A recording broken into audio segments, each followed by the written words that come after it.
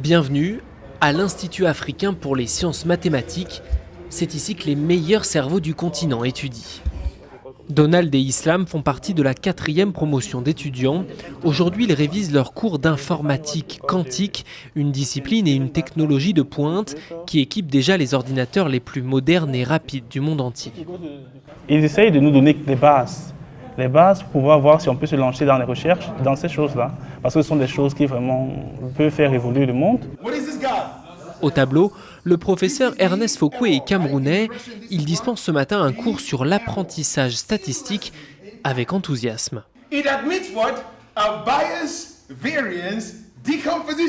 Il enseigne aux États-Unis depuis plus de 20 ans, mais transmettre sa science aux jeunes du continent est pour lui une priorité.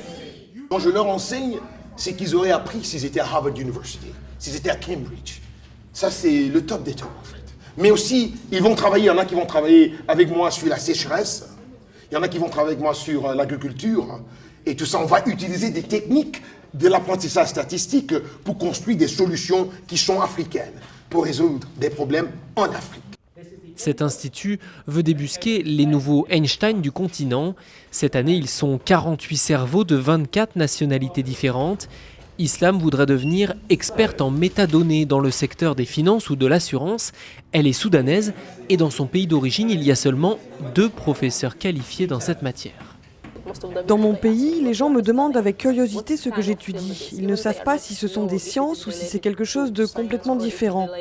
Je veux que les gens comprennent ce que sont les sciences actuarielles et comment elles peuvent permettre de développer le pays. L'Institut pour les sciences et les mathématiques a déjà formé plus de 1500 élèves sur le continent. Le Rwanda prend en charge une partie du coût des études et l'école le reste.